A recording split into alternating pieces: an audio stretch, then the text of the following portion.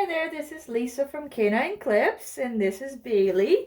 And Bailey is a Shih Tzu who's gonna, I guess, show us how to groom a dog who doesn't like to stand. So she likes to lay down, so she's a little nervous, so she likes to stay laying on me, which is fine. I just have some different techniques that work if a dog doesn't want to stand for you. So I'm just gonna get started here. I've already started the grooming process. I've already trimmed her face and her feet and combed out her tail and then give her a nice bath, but I'll still have to redo all that. But now I'll do the body grooming, which is I use a number 5 on her, so we keep her a little bit longer, but still a nice clean cut for summer. And let's do that. There you go. So obviously the back area is pretty easy.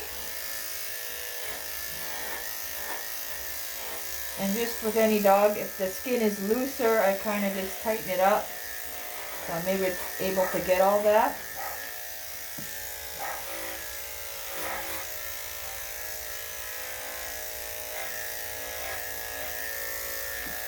Alright, so then I just stick my hand underneath to hold her up.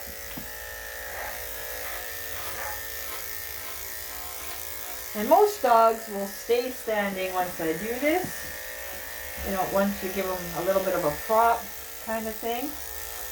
But unless my hand is under there, she will not stay up. So she likes to kind of plop back down on me, which is fine.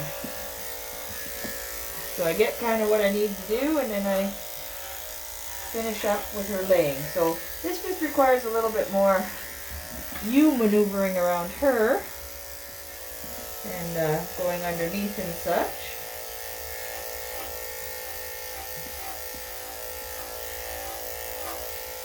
But it is obviously possible to do it. And you don't require any restraints. It's just having to lift her up and hold her there.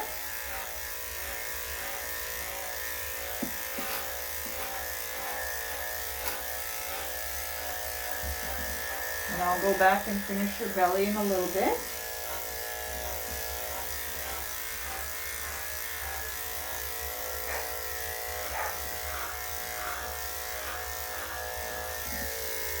This sometimes happens if the dog is a little bit nervous, so they just like to lay down for her ease or her comfort, or just whatever their comfort level is.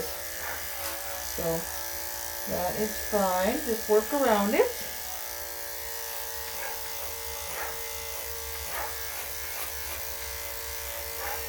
As you can hear the barking in the background, that's her brother Jackson, waiting for his sister. Waiting to go home.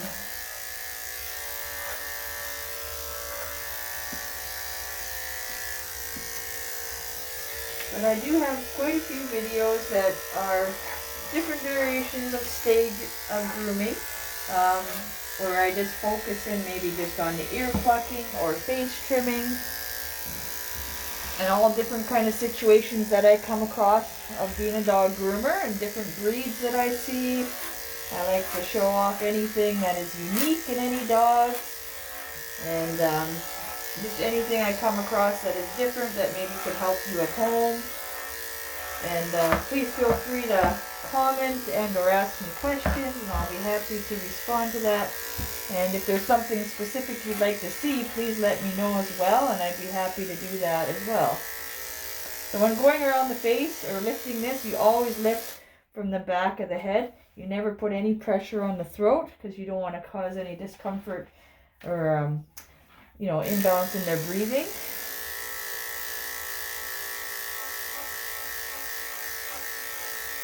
And when I do lift her head, I still lift it, but she can still move if she wants.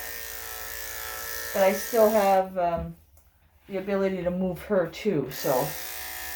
But it's not fully restricted.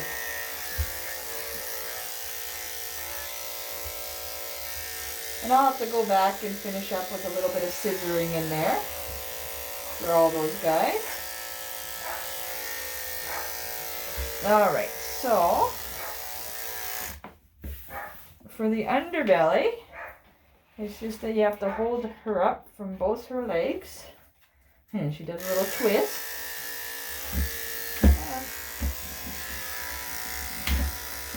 And she's got to lean to it. She really wants to lay down. So just kind of, you got to kind of hold her up. Once you can stop her from squirming a little bit. And just go down that belly area. When you're getting closer down, because there's flaps here of skin, so you really want to be careful, like not to catch that. So I'll usually go back and come from the side on that area, and I'll use a smaller blade for that as well. So I was using a number 5, but I'll switch to a number 7. And if there are any mats in that area, I will switch down to number 10. Alright, so then I lift her leg from the side, and then I go in from there. It's a little bit awkward, as I'm kind of twisted myself, but it still gets the job done. Okay, and then I'll just show you her bum area. Again, so you can hold from the tail as long as she's not resisting too much, because I don't want to have the full force of me tugging on her tail. But now she kind of is standing, so I'm going to work with it as long as she'll let me. And of course, just be careful around the sensitive areas.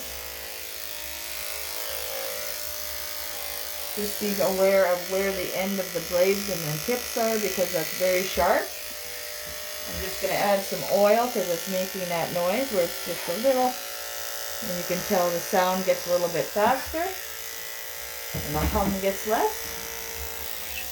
Alright, so, and then under her armpits I would also use the 7, but again you got to be very careful because there's that skin there too, so when you lift it, here, I'll bring her closer. So when you lift her up, or any dog, there's that kind of flap of skin that's right there that can get caught on the clipper blade. So always be careful of that as well. Alright, and then basically what I'll do is I'll blow dry her again. And then this is kind of what comes out, because her fur is a little bit damp right now. So once I blow dry it again, it'll kind of poof up. And then I come back again and use the clippers again real quick and just clean up anything I missed. So hopefully that helps you in grooming your dog. And if you have any questions or would like any information, please send me a message. I'd appreciate it if you subscribe to my channel, where you can find lots of other videos of different grooming techniques and other breeds that I've done. And hope you enjoy it. So thanks for watching, and hope you have a great day.